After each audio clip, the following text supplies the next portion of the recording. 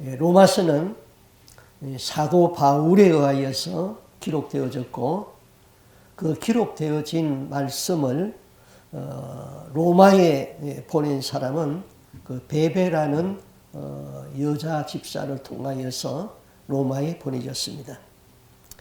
바울은 그 사울이라고도 그렇게 원래 사울이라고 불렀죠. 어떤 분은 말하기를 사울은 예수 믿기 전의 이름이고 바울은 그 예수 믿고 난 이후에 계명받은 이름이다. 그렇게 말씀하는 분이 있는데 그렇지는 않습니다. 사울은 그 히브리식 이름이고 바울은 그 바울 당시 그 로마가 세계를 다스렸거든요. 그러니까 라틴식 이름이 바로 바울인 것입니다. 우리나라 다윗을 우리는 다윗이라고 부르잖아요. 근데 미국 사람들은 다윗이라고 안 하고 데빗이라고 그러잖아요. 그와 같이 사울도 바울이나 사울이나 같은 이름인 것이죠. 바울은 오직 예수를 위하여서 그 열정을 불태우면서 사는 사람입니다. 오늘 본문을 통하여서 바울은 복음을 위하여서 택정함을 입었다. 그렇게 말씀했잖아요. 이 말을 다른 말로 말하면은 나는 복음 전거를 위하여서 태어났다. 그런 뜻인 것입니다. 사도행전 20장 24절에서는 바울은 이 복음을 위하여서 목숨을 바친다고 그랬어요. 나의 달려갈 길과 주 예수께 받은 사명 곧 하나님의 은혜의 복음을 증거하는 일에는 일을 마치려 하면은 나의 생명을 조금도 귀한 것으로 여기지 아니하노라 그랬습니다. 고린도후서 5장 13절에서는 내가 복음을 위하여서 미쳤다고 그랬습니다.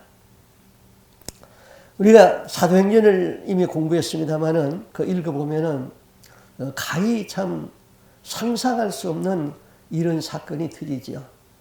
바울이 이제 복음을 전하는데 유대인들이 먼 지방에서부터 와가지고 바울을 죽이기 위하여서 바울에게 돌을 쳤습니다. 얼마나 많은 돌을 던졌는지 돌을 맞고 바울이 쓰러져서 죽었습니다. 보니까 분명히 죽었어요. 그래서 유대인들은 그 바울을 질질 끌어다가 죽었으니까 성 밖에다가 내버리고 갔습니다. 근데 바울이 죽지 아니하고 거기서 깨어났어요. 깨어나서 얼굴은 피투성이가 되었고 몸은 뭐 돌에 맞았으니까 아프겠죠.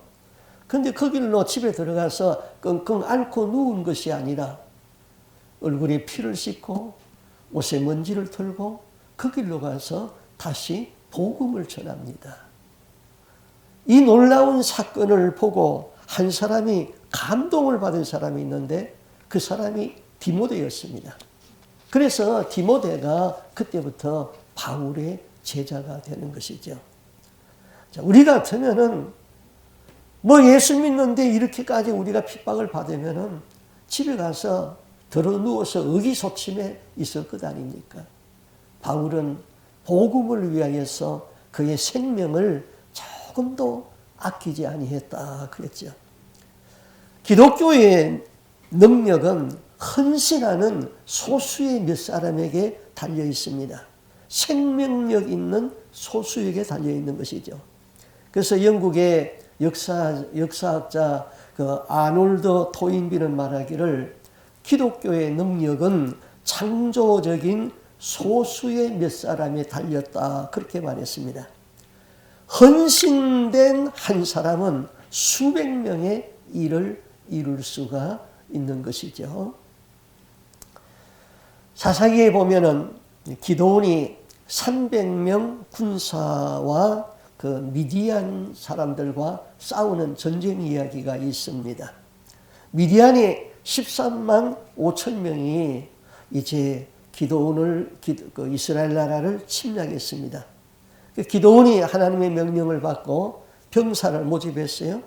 3만 2천 명이 왔어요. 3만 2천 명 가지고 13만 5천 명을 싸우기는 너무 중과부족이에요.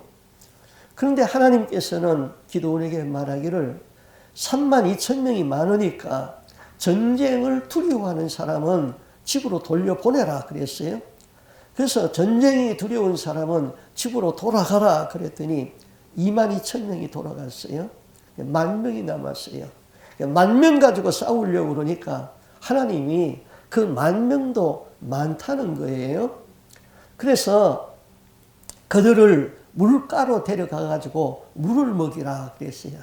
그 기드온이 10,000명을 데려가서 물가에 가가지고 물을 먹는데 9,700명은 그냥 엎어져서 입으로 물을 핥아 먹었어요. 근데 300명은 적의 동태를 살피면서 손으로 물을 떠가지고 마셨어요.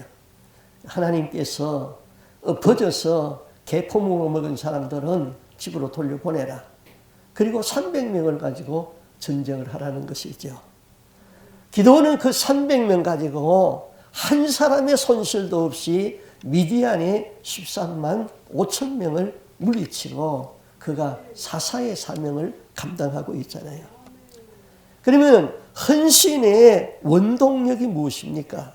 헌신의. 우리가 헌신할 수 있는 그 힘의 원동력이 어디서 나옵니까? 주어진 한 가지 일에 열정을 불태울 수 있는 그 힘의 원동력이 무엇일까요? 바울이나 예수님의 12제들 같이 복음을 위하여서 헌신하겠다는 그 힘이 어디서 나올까? 그것을 우리는 소명이라고 그럽니다. 소명. 소명에는 직접 소명과 간접 소명이 있습니다. 직접 소명에는 하나님이 이 일을 위하여서 나를 불렀다는 그 소명이죠. 그러면 간접 소명은 나를 전문적으로 부르는 것입니다. 의사로 불러서 하나님의 일을 하게 합니다. 변호사로 불러서, 공무원으로 불러서, 때로는 목사로 불러서 하나님의 일을 하게 하는 것이죠. 그게 간접 소명인 것입니다. 어느 날 기도하다가 하나님께서 이것을 깨우쳐 주었어요. 목사는 두 종류가 있다 그랬어요. 하나는 하나님 앞에 소명을 받아서 하나님이 직접 소명해서 부르는 사람이 있고, 하나는 내가 좋아서 직업을 목사로 택했다는 사람이 있던 것입니다. 여하튼 둘 다 하나님이 쓰는 것은 같습니다만은 하나는 직접 소명이고 하나는 간접 소명이 되는 것입니다. 소명, 그러면은 부를 소 목숨명입니다. 하나님이 이 일을 위하여서 나의 하나밖에 없는 목숨을 불렀다는 것이죠. 그래서 로마서 1장 1절에 보면은 예수 그리스도의 종 바울은 사도로 부르심을 받아, 이 부르심을 받았다. 이것이 바로 사도로 소명을 받았다. 그죠? 그래서 복음을 위하여서 내가 택정함을 입었다. 그렇게 말했습니다. 고린도전서 9장 16절에 만일 복음을 전하지 아니하면은 나에게 화가 있을 것이미로다. 그렇게 고백했어요. 바울은 이 복음을 위하여서 하나님으로부터 택정함을 받았고, 이 복음의 빚진 자라는 의무감으로 살았고, 이 복음을 위하여서는 내 생명을 드려도 아깝지 않다고 했고, 이 복음을 전하지 아니하면은 나에게 화가 미칠 것이다. 그런 사명감으로 살았던 것이죠. 하나님께서 왜 우리를 이 땅에 보내셨을까? 그리고 왜 예수 믿게 했을까? 내 인생은 아무런 목적도 없이 그냥 던져진 존재일까? 나는 어머니 아버지의 하룻밤 실수로 태어난 그런 존재일까? 결단코 그럴 수 없다는 것이죠. 하나님 앞에서 우연이라는 것은 존재할 수가 없다는 것이죠. 하나님은 참새 한 마리가 포수에 맞아 총에 떨어지는 것도 알고 계시고, 두 마리의 참새 중에 한 마리가 참새가 땅에 떨어지는 것도 하나님의 허락이 없으면 있을 수 없다고 그랬습니다. 우리는 하나님의 목적을 가지고 이 세상에 보내심을 받은 존재이죠. 그러면 하나님이 목적이 있어서 나를 보냈다. 확실한 그 목적이 있는 사람은 결단을 쉽게 내립니다. 그래서 목적이 있는 사람은 선택을 아주 쉽게 용이하게 하는 것이죠. 학생들이 공부하는 것을 봐도 목적의식이 있는 사람은 부모가 공부하라 공부하지 말라 하지 아니해도 자기가 알아서 다 해냅니다. 나는 이번에 저 대학에 들어가야 되겠다 그러면은 게임을 한다? 게임할 시간이 어디 있어요? 목적이 분명하니까 게임 치워버립니다. 내가 여름 방학 때 여행을 갔다 와서 공부할까? 여행할 시간이 어디 있어요? 그러니까 선택이 용이하니까 그냥 쉽게 모든 것을 목적이 분명하니까 선택을 분명히 한다 이것이죠. 그리스도인들은 천국에 들어가야 한다는 이 목적의식이 분명히 있어야 됩니다. 천국에 들어간다는 목적의식이 있으면 선택은 아주 쉬워집니다. 확실한 목적이 주어지지 아니했을 적에 주저하고 망설이는 것이죠.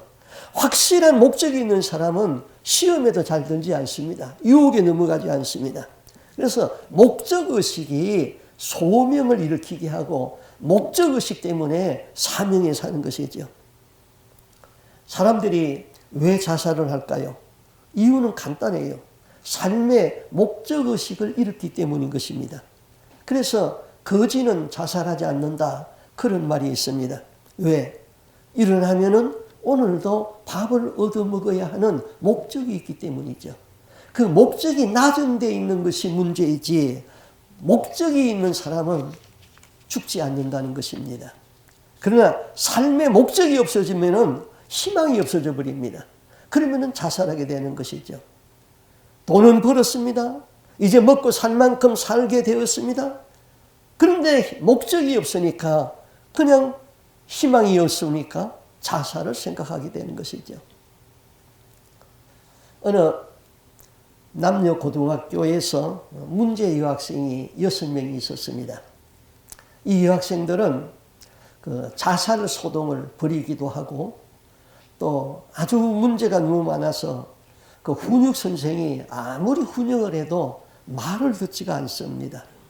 자신들은 이 세상에서 쓸모없는 사람이라고 생각하고 그런 사람들이었어요. 계도를 하면 할수록 계속 나빠지는 겁니다. 그래서 어느 날 이 학교에 그 교장 선생님이 이 6명의 아이들을 데리고 일주일 동안을 어디를 갔느냐 하면은 그 정신박약아 아이들이 수용되어 있는 그곳에 갔습니다. 저도 한국에 있을 적에 그 정신박약아 아이들이 수용되어 있는 곳을 우리 성도들하고 갔었거든요. 그 어떤 아이는 머리는 이만큼 큰데 몸은 조그마해요. 저런 사람은 뭐 밥도 옆에서 떠먹여 줘야 되고 뭐 보살펴야 되죠. 그럼 물었어요. 몇 살까지 살 수 있냐 그랬더니 의사의 말이 11살까지 살면은 죽는데요. 그러니까 다 수명이 정해져 있어요. 자기 힘으로 뭐 어떤 사람은 이렇게 굴러서 가가지고는 저쪽에 가고 움직이고 이런 사람들만 수용되어 있는 것이에요. 그래서 거기를 데려가서 일주일 동안 봉사를 하게 했습니다. 그러더니 아이들이 처음에는 막 불평을 했습니다. 그러더니 이틀 지나고 나니까 사람들이 이 학생들의 생각이 달라졌어요. 아, 저 사람들은 내가 있어야지 살아갈 수 있구나. 내가 봉사해 줘야지 사는 사람이 있구나. 나보다도 더 못한 사람들이 있구나. 그래서 6일간, 7일간 봉사를 끝내고 돌아올 적에는 그 아이들을 보고 눈물을 흘리면서 자기들이 살아야 할 목적을 깨닫고 선도가 되었다는 그런 말을 들었습니다. 자신이 무엇을 위하여서 이 땅에 태어났는지 알고 그것을 인생의 표대로 삼아서 경주하듯이 달려가는 사람과 자신이 누구인지 자기 정체감을 모르고 표대가 없이 사는 사람은 너무나도 다른 것이죠. 뭐 갈대와 같이 흔들리면서 방랑하는 사람들, 뭐 인생의 방향을 어느 시적이고 철학적인 것처럼 미화할 수는 있습니다. 그러나 방랑은 젊음이 지나감과 함께 흠으로 방탕으로 끝나고 마는 것이죠. 인생은 행복은 소유 가치에 의하여서 이루어지는 것이 절대로 아닙니다. 인생의 행복은 존재 가치에 의하여서 이루어지는 것이죠. 자, 우리가 가치가 있다 이런 말을 할 적에 또 가치가 없다 그럴 적에 쓸데없다 그러잖아요. 쓸데없는 그 무가치한 인생.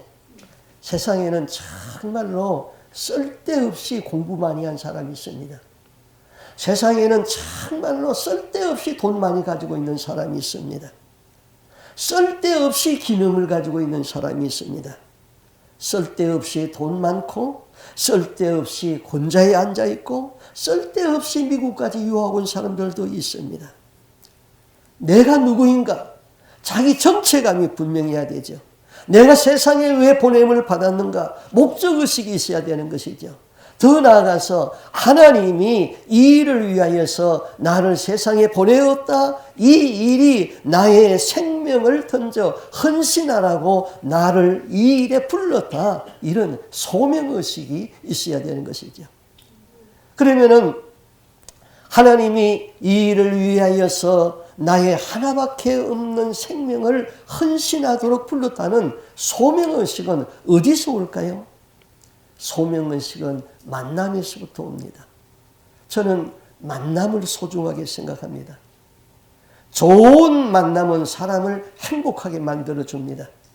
그러나 만나지 말아야 할 사람을 만날 적에 내 인생은 정말 괴로워지게 되는 것이죠.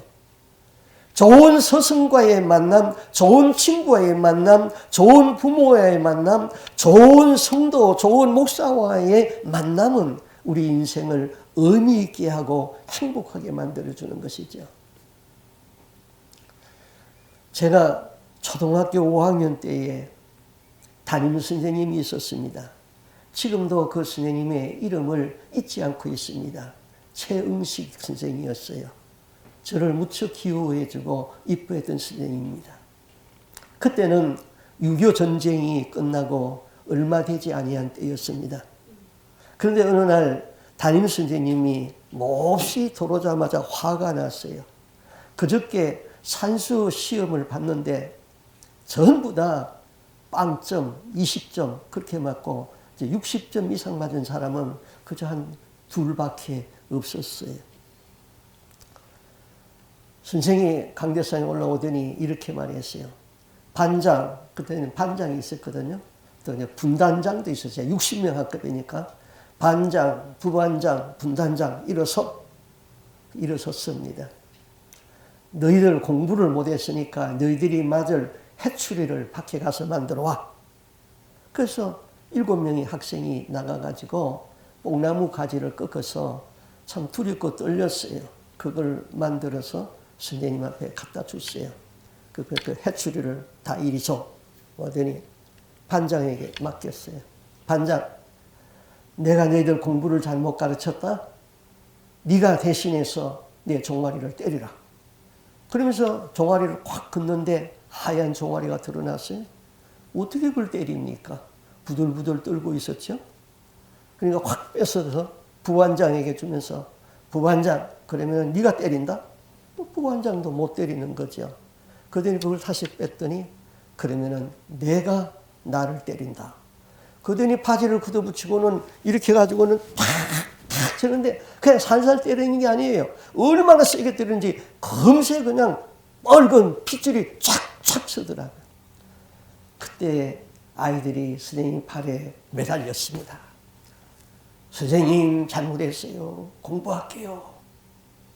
그러니까 그 밑에 있던 학생들도 쫓아올라와 가지고는 막 선생님을 끌어안았어요. 선생님이 노기가 풀렸습니다. 자리에 가서 앉아라.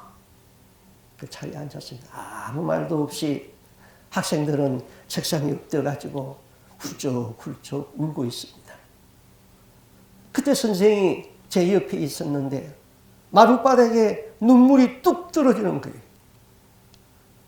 큰 눈물이 마룻바닥에 뚝뚝 떨어지는 거예요. 이 녀석들아, 공부를 해야지. 나라의 장래가 너희들에게 달렸는데. 그 선생님의 눈물은 지금도 제 가슴에 남아 있습니다. 그래서 저는 공부 열심히 했어요. 그때 생긴 그 나라의 사랑, 나라 사랑이 지금도 내 마음에 있는 것입니다. 그 선생님은 제가 고등학교 때 위암으로 돌아가셨습니다. 자, 저는 만남을 참 소중하게 생각합니다. 만남 중에서도 가장 멋있는 만남은 무엇일까요? 예수님과의 만남이죠. 그래서 예수 만난 사람들이라는 책을 썼습니다. 어떤 분이 이 책을 읽고 눈물을 흘렸다고 그러면서 목사님 그 책을 영어로 번역하면 어떻게 하냐고 그렇게 말했습니다. 그런데 그 책을 쓰고 20년이 지나서 오늘에 내가 그 책을 보니까 내용이 너무나도 부실하고 내용이 너무나도 서글프고 내가 이것을 책이라고 쓰느냐 그런 자책감이 생겨서 그 책을 그냥 재출판도 안 하고 그냥 방치하고 있습니다. 그래도 그 책을 통해서 은혜 받은 사람들이 있더라고요. 본문을 기록한 사도 바울이 예수를 어떻게 만났는가 우리가 많이 들었습니다. 기독교 역사에서 가장 적극적으로 예수를 만난 사람이 있다면 바울을 빼놓을 수가 없습니다. 예수를 핍박하던 바울이 어떻게 예수를 믿었는가? 바울이 예수를 믿게 된 동기는 너무나도 특별해가지고 사도행전에 무려 3번이나 그것을 기록했습니다. 바울의 원래 이름은 히브리식 이름은 사울이라고 그랬잖아요. 사울은 유대교 신앙으로 완전히 무장한 젊은 청년이었습니다. 당시 유대교인들은 메시아가 이 땅에 올 것을 기다리고 있었지요. 그 메시아는 다윗과 같은 명장이 나타나서 유대 나라를 로마 나라에서부터 해방시키고 우리를 구원할 자라는 그런 메시아 사상을 가지고 있었습니다. 그 메시아 사상을 가지고 유대교에 몸담은 사람이 바로 사울이라는 사람이었습니다.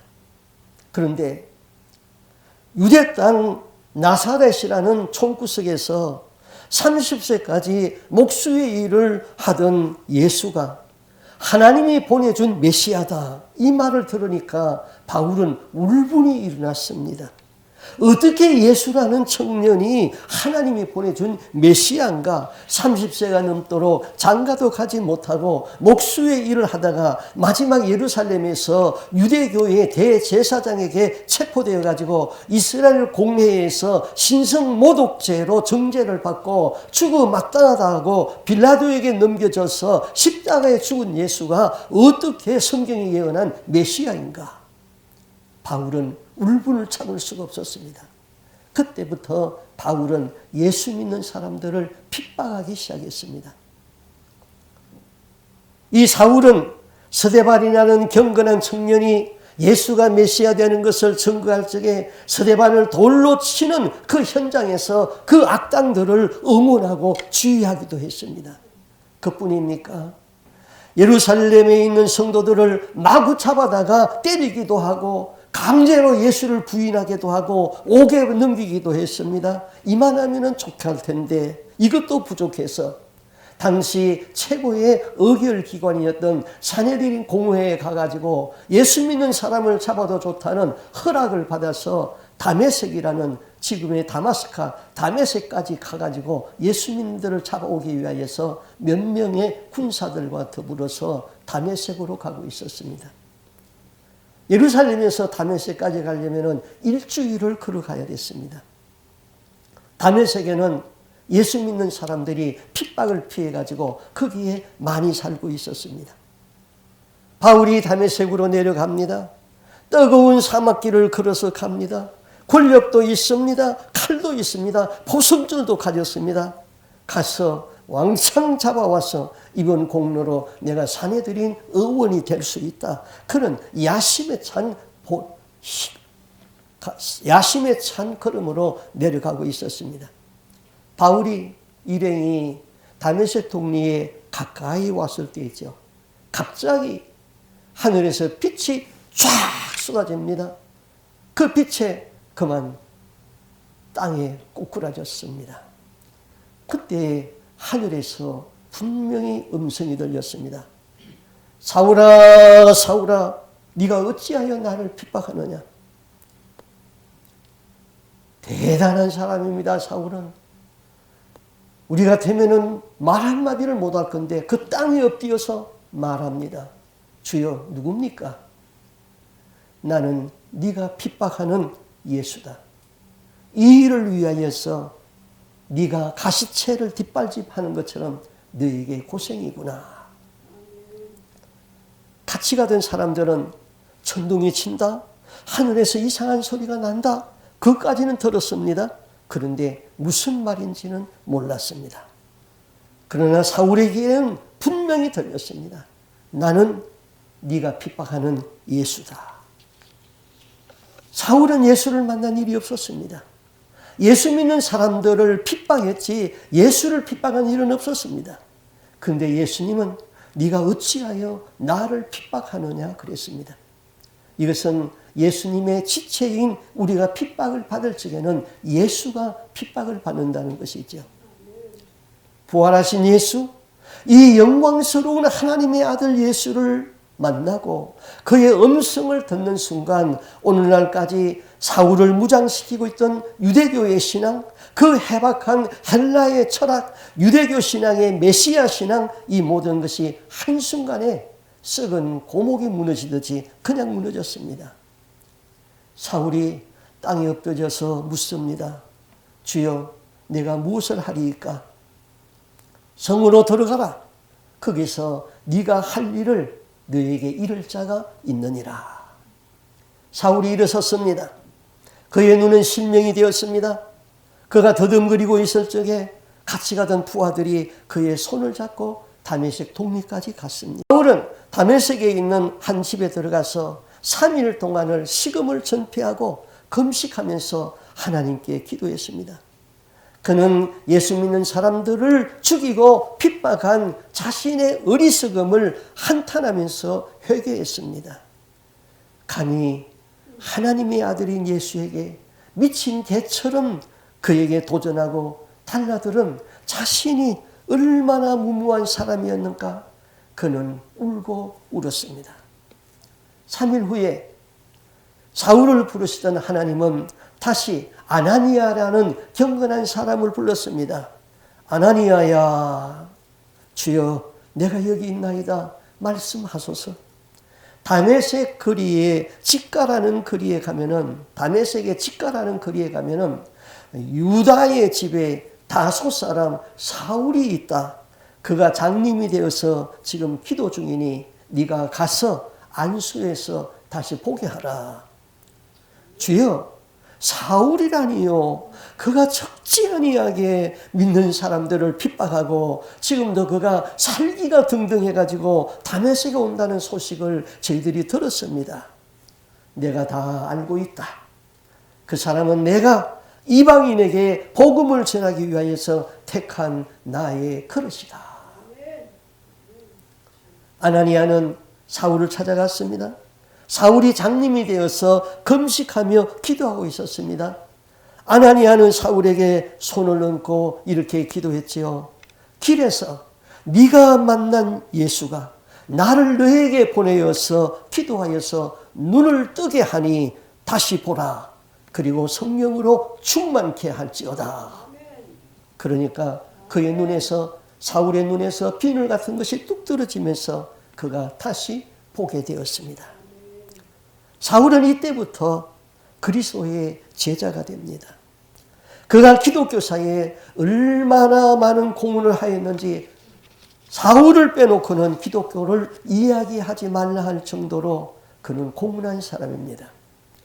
우리가 읽는 신약 성경 27권 중에서 바울이 성령의 감동으로 쓴 서신들이 13권인데 그 13권을 지금 정경으로 채택해가지고 우리가 읽고 있는 것이죠. 전혀 타협할 줄 모르던 사람이 다메섹으로 가는 길에서 부활하신 예수를 만나고 변했습니다. 변해도 철저하게 변했습니다. 바울은 그리스도를 위하여서 전 생애를 불태우면서 감격스럽게 살았습니다. 바울만큼 행복에 넘쳐 사는 사람은 없습니다. 그리스도와의 만남은 그로 하여금 사명에 살게 했던 것이죠. 그래서 오늘 복음서에서 이렇게 말합니다. 예수 그리스도의 종 바울은 복음을 위하여서 택정함을 입었다. 복음이 무엇입니까? 복음은 좋은 소식이죠. 뉴앙겔리온 그랬습니다. 복음, 뉴앙겔리온, 이 단어가 처음 쓰이기 시작한 것은 이스라엘 백성이 바벨론의 포로로 끌려간 70년간 노예 생활을 할 때입니다. 그런데 페르시아의 고레스 왕이 등장해가지고 고국으로 돌아가도 좋다는 해방령이 내려졌습니다. 모든 유대인들이 이제 고국으로 가도 좋다는 자유가 선포되었습니다. 그 소식은 노예 생활을 하던 그들에게 최고의 기쁜 소식이었습니다. 우리나라가 일본에 36년간 강점당하였다가 1945년 8월 15일에 라디오 방송을 통하여서 일본 천황이 연합군에게 무조건 항복을 선언했을 적에 사람들은 너무 기뻐서 집에 감추었던 태극기를 들고 나와서 거리로 뛰쳐나와서 만세를 불렀습니다. 바울이 전한 복음은 뉴앙겔리온, 좋은 소식이었죠. 그래서 이렇게 말하지. 이 복음은 하나님이 선지자들로 말미암아 그의 아들에 관하여 성경에 미리 약속하신 것이라. 이 복음은 전부터 많은 선지자들에게 약속하여 왔다는 것이죠. 미리 말씀했습니다. 모세를 통하여서 그리스도가 오실 것을 말했습니다. 요나를 통하여서 그리스도를 말씀했습니다. 다윗을 통하여서 말씀했습니다. 성경은 창세기부터 말라기까지 1500년을 두고 메시아에 대해서 예언했습니다. 이 땅에 메시아가 오실 것이다. 그가 인간의 제 문제를 해결할 것이다. 그 안에서 사람들은 새로운 생명을 얻을 것이다. 그 메시아가 어떤 분인가? 바울은 이렇게 정의했습니다. 이 아들로 말하면은 육신으로는 다윗의 혈통에서 나셨고 성결의 영으로는 죽은 자 가운데서 부활하여 능력으로 하나님의 아들이라고 인정되었으니 곧 우리 주 예수 그리스도다. 예수가 누구신가? 육신적으로는 다윗의 자손. 그래서 하나님이 참 사람의 몸을 입고 이 세상에 왔다는 것입니다. 성결의 영으로는 십자가에서 죽으시고 사흘 만에 다시 살아나신 하나님이라고 그랬어요. 예수는 누굽니까? 예수는 하나님이시죠. 그는 창세 전부터 하나님과 함께 있었다고 그랬습니다. 하나님이 사람의 몸을 취하여서 성령으로 잉태하여서 동정녀 마리아의 몸을 의택하여 이 세상에 오신 참 하나님이고 참 사람이 된다고 그랬습니다. 이것을 신학적으로는 인성과 신성을 지니신 예수, 그래서 양성이라고 그러죠. 인성과 신성을 지니신 예수. 만인의 죄를 담당하고 십자가에서 죽으신 그 예수. 죄 때문에 하나님 앞에 갈 수 없는 인간을 위하여서 하나님과 인간 사이에 중보자로서 주신 예수, 화해자로 오셨습니다. 그래서 그를 믿으면 누구든지 영생을 얻는다 그랬습니다. 하나님이 세상을 이처럼 사랑하사 독생자를 주었으니 누구든지 그를 믿으면 멸망치 아니하고 영생을 얻으리라. 내가 곧 길이요 진리요 생명이니 누구든지 나로 말미암지 않고는 아버지께로 나올 자가 없다. 예수를 믿으면 죄 용서함을 받고 자유를 얻는 길이 예수 안에 있습니다. 예수 믿으면 영생 얻는 길이 예수 안에 있습니다. 믿으면 지옥으로 가는 멸망에서 천국의 영생으로 옮겨집니다. 믿으면 죄 용서함을 받습니다. 믿으면 영생이 주어집니다. 믿으면 마귀의 올무에서 벗어나게 되는 것이지요. 이것보다 더 좋은 소식이 어디 있습니까? 바울은 이 좋은 소식, 이 복음을 위하여서 나는 소명되었고 나는 택정되었다고 그랬습니다. 하나님이 우리 모두를, 여러분을 예수 믿도록 부르신 것은 이 좋은 소식을 전하도록 택정함을 우리는 받은 것이죠. 돈을 열심히 버세요. 돈 벌어도 이 복음을 위하여서 버세요. 공부를 열심히 많이 하세요. 공부를 하는 것도 이 복음을 위하여서 하십시오. 살든지 죽든지 내 몸에서 그리스도가 존귀하게 되게 하려 함이니라. 여러분이 오늘 여기 왜 앉아 있습니까? 여러분 스스로 와서 여기 앉아 있는 것입니까? 아닙니다. 하나님이 누구를 통해서든지 여러분을 부르셨죠. 복음을 듣지 못한 사람에게 복음을 전하라고 여기 와 앉아 있는 것입니다. 주님은 우리에게, 제 아들에게 마지막으로 이런 부탁을 하시고 성천하셨잖아요. 예수께서 가라사대 하늘과 땅의 모든 권세를 내게 주었으니 그러므로 너희는 가서 모든 족속으로 제자를 삼아 아버지와 아들과 성령의 이름으로 세례를 주고 내가 너희에게 분부한 모든 것을 가르쳐 지키게 하라. 예수 만나기를 원합니다. 분명한 목적의식에서 우리가 살 수 있기를 바랍니다.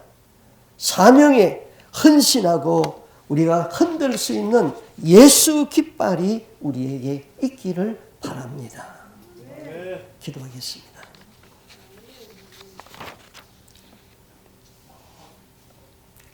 주님, 우리를 소명하였기 때문에 우리에게 하나밖에 없는 이 목숨까지도 주님이 불러주었기 때문에 우리는 여기에 왔고 예수를 믿고 영생을 소유하게 되었습니다. 이제는 우리로 하여금 사명에 살 수 있도록 도와주시옵소서. 그래서 삶의 중심이 예수가 되게 하여 주시고 삶의 목표가 예수가 되게 하여 주옵시고 내가 살아도 예수를 위하여 살고 죽어도 예수를 위하여서 죽고 사나 죽으나 내 몸에서 그리스도가 존귀하게 되게 하려 함이라 하던 그 바울의 고백이 우리의 고백이 되게 하여 주시옵소서. 하나님 아버지, 우리가 예수를 믿고는 반드시 우리는 천국에 들어가기를 소망합니다.